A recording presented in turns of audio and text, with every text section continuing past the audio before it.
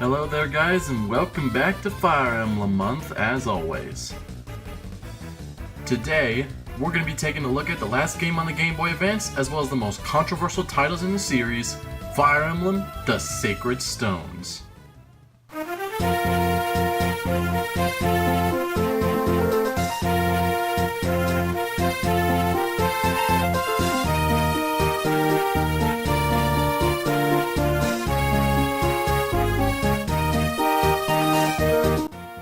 Fire Emblem Sacred Stones is the 8th entry in the Fire Emblem series and the last to appear on the Game Boy Advance. Although this game has received positive reviews from critics and fans, Sacred Stones has also been criticized for making superficial improvements from the previous game, and that the new world map feature made the game way too easy.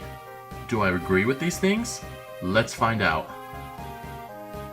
Fire Emblem Sacred Stones takes place in the continent of Magville, where the Kingdom of Grado has declared war on all the countries, in particular, the Kingdom of Renius. The story begins with our protagonist, Princess Erica, having to leave the castle by her knight Seth, but also having to leave her father behind. After being escorted outside, Seth is injured by Valter, one of the generals of Grado, and Erica must fight for herself in her first true battle. After the ordeal has settled, Erica then determines to gain back Renius, despite being shaken up by all of this. Along the way, she meets numerous allies to help her out. And on the other side of the spectrum, her brother Ephraim is in Grado territory, weakening their strength and morale in their army. And then Ephraim has to leave Grado thanks to Valter. They then eventually get back together and reclaim their kingdom. After celebrating, the two eventually split up once again to take on the Grado Empire, and weaken their forces and prevent Grado from destroying the Sacred Stones. Eventually, they join back up again, and now they have a new goal in mind. They must save their friend Lion, who is the son of the King of Grado and is the one constantly instigating this war. However, many flashbacks show that Lion is a kind-hearted, gentle, and sympathetic person, and would never agree to any sort of war or chaos. However, it is later revealed that Lion is being corrupted by the Darkstone, which holds the Demon King inside, and he's the one instigating this war. But now, Erica and Ephraim face their hardest challenge yet, not fighting the Demon King in order to save the world, but having to fight their closest and dearest friend. The story may be rather simple, but the story is rather personal when concerning Erica, Ephraim, and Lion. Not to mention that many characters like Inez and Larachelle get a lot of screen time, and it makes the story more character-driven, which is something I applaud. Fire Emblem Sacred Stones plays very similarly to other Fire Emblem games, but it also introduces several new concepts and revives some old ones from previous games. The most notable change in Sacred Stones is the world map system. Rather than limit the ability you can train your units up to and shop, Sacred Stones does this a little differently by letting the player choose how they want to play the game. It is possible to purchase weapons and items from shops all around Magville. Basic iron weapons and low-level tomes can be purchased through either the armory or the supply convoy before you engage in a battle. And units can grab items from the supply caravan when standing adjacent to the main character. It is also possible to encounter skirmish battles with monsters that are unrelated to the main story. While I do enjoy this new map system, it is far from perfect, but I'll get to that later. Sacred Stones also introduces a branching class system. Like in previous Fire Emblem games, units can promote into advanced classes with specific items. But unlike the previous titles, the player can now choose what advanced class they want the characters to become. A couple examples, including the monk class being able to promote into a bishop or sage, and a knight being able to promote into a general or great knight. I really like this idea of branching classes. as you have a few more options this time around and can have every class in the game covered. Trainee characters have also been introduced in Sacred Stones. These trainee characters are able to gain more experience than usual, and when they reach level 10, they stop gaining experience and can promote to a basic class at the beginning of the next battle without the aid of an item.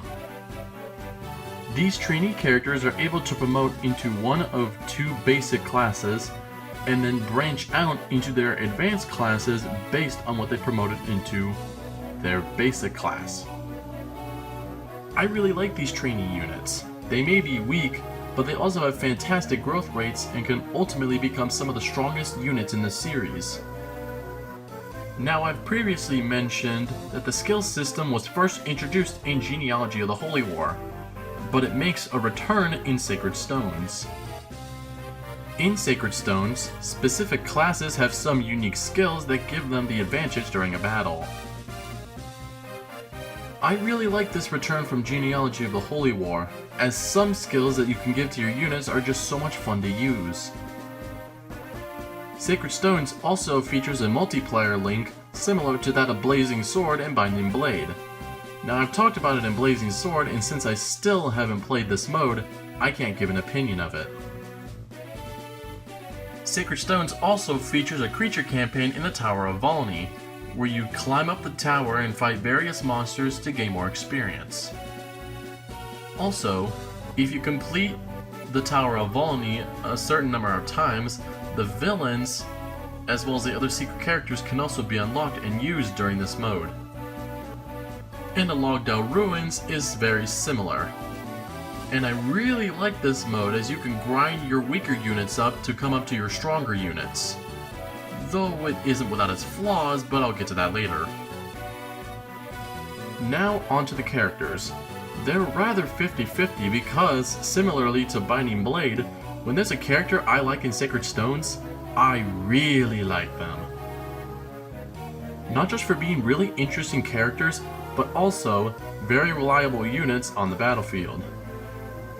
Some of these great characters include Seth, Gilliam, Franz, Garcia, Ross, Vanessa, Lute, Naomi, Colm, Natasha, Joshua, Tana, Ewan, Garrig, Amelia, La Rochelle, Serene, Cormag, and especially Ephraim and Erica.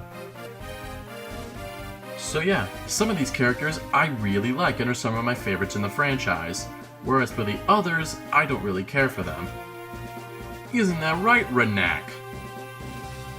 The soundtrack is also one of my favorites in the Game Boy Advance games.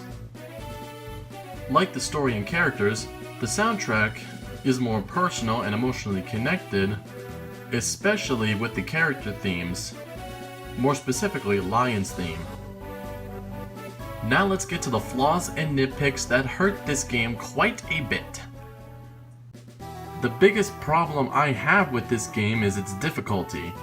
Not that it's really challenging or anything, more like the opposite, as Sacred Stones is piss easy. Sacred Stones is by far the easiest game in the Fire Emblem series. The first few chapters of the game are actually pretty challenging, as you have a limited number of units and the map offers you a good challenge. They allow simple mistakes but punish recklessness. Once you beat Chapter 8, however, the game's difficulty starts falling like a stack of dominoes, and you can beat this game without even trying. The later levels give you no challenge whatsoever, and you can enter these battles with iron weapons, and you can easily wipe the floor without taking any damage. Not to mention that grinding in the Tower of Volney just makes the game even easier. You can just basically continue these skirmishes without even moving on in the main story. Though personally, I don't have a problem with this mode since it's optional, but it gets way too easy so that you can easily abuse these mechanics and level the fuck out of your units to become even stronger than you can come to count.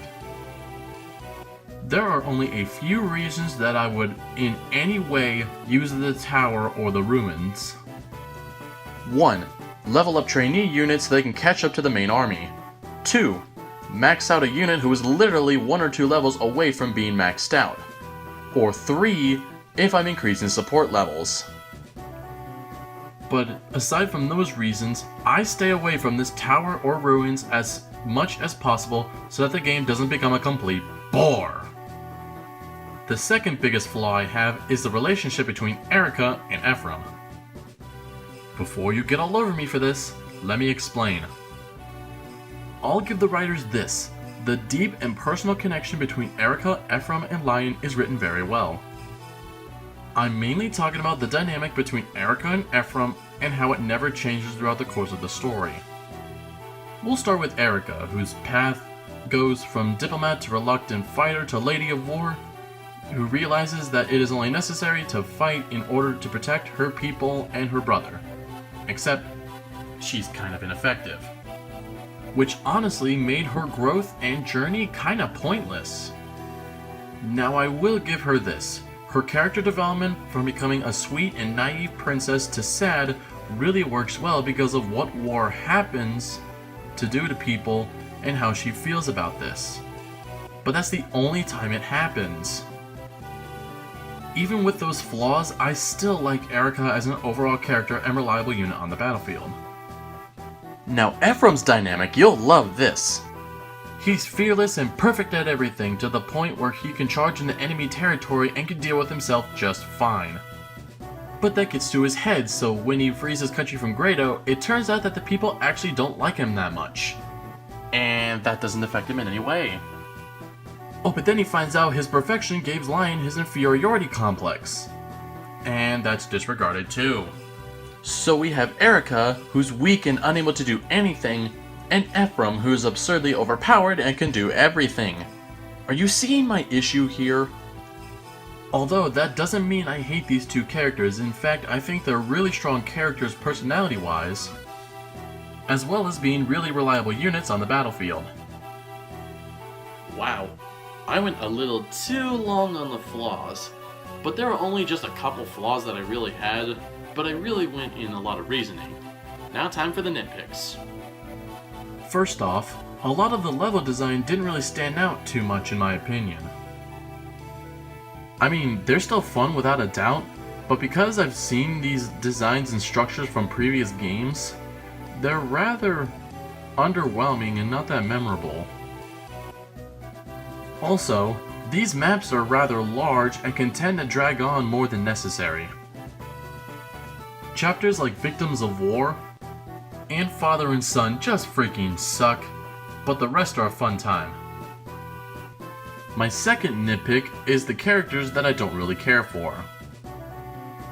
These characters don't really get a lot of screen time and aren't even reliable units on the battlefield, which just makes it even more disappointing.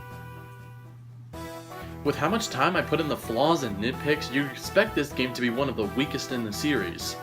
That's not the case at all, as I really like this game, but I also think it's a rather 50-50 game.